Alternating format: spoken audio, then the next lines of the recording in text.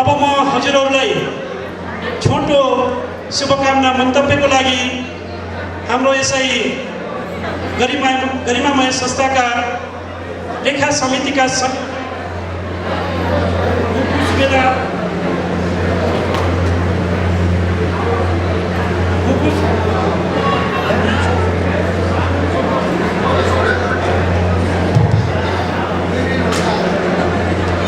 आदरणीय भूतपूर्व सुबेदार दिन बहादुर राणा साहबज्यूलाई छोटो मिठो मन्तव्य राखिदिनुको लागि यस स्टेजमा आमन्त्रण गर्दछु। आदरणीय साहबज्यू, 191औं स्थापना दिवस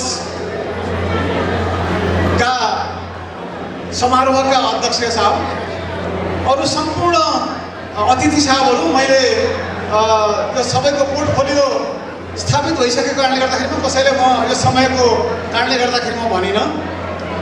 191औं स्थापना दिवस मनाउँदै गर्दाखेरिमा हामीलाई गर्व लाग्छ।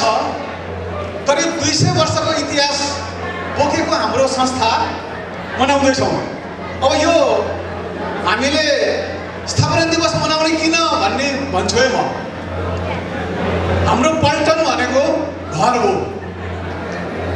घरको जग राखेको कहिले रहेछ? 13 अप्रेल 1835। त्यसको कारणले गर्दा 191 दिन वर्ष भएछ। घर स्थापना गरेको दिन त सम्झनै पर्यो। घर स्थापना भइसकेपछि त्यहाँ हाम्रा पूर्वज पनि थिए होलान्। पूर्वजलाई या पल्टनलाई सम्मान गर्नु पर्यो। हामीले हाम्रो पितृहरूलाई सम्मान गर्दाखेरिमा गर्छौँ, कुललाई सम्मान गर्छौँ, पितृलाई सम्मान गर्छौँ, अवश्य गर्छौँ होला। आजभोलि मान्छेहरूकोमा त्यो चेतना आछ कि हामीले अरू कसैलाई मान्नु पर्दैन, पितृलाई मान्यो भने पुग्छ भन्ने त्यो किसिमको एउटा सञ्चार छ, चेतना छ। त्यसैको आधारमा हामी भूपू सैनिक भएको कारणले गर्दाखेरिमा सेकेन्ड हेड जिआर भएकोले यदि तपाईँलाई तपाईँको पितृलाई तपाईँले मान्नुहुन्छ भने तपाईँको पितृ मान्दा कसलाई मान्नुहुन्छ?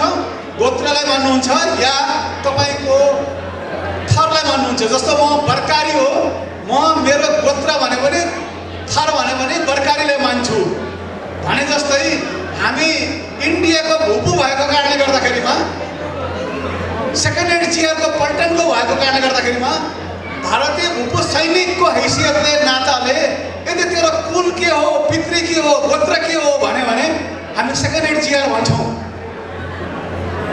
यदि तपाईँको जातको हिसाबले पितृ कुल अर्को छ, तर हामी भूपू सैनिकको नाताले हाम्रो पितृ र कुल के हो? सेकेन्ड हेड जिआर हो। त्यो पितृ र कुल स्थापना भएको दिन 13 अप्रेल 1835, जो यहाँको नेपालको डेटले कहिले चैत्र मसान्तमा पर्छ, कहिले वैशाख 1 गते पर्छ। त्यसैले कारणले गर्दाखेरिमा हाम्रो पल्टनलाई, हाम्रो पितृलाई, कुललाई सम्मान गर्नको लागि हामीले यो चैत्र 30 गते या 13 अप्रेल मनाउनै पर्छ। त्यस कारणले गर्दा यो चेतना सम्पूर्णमा फैलियोस्।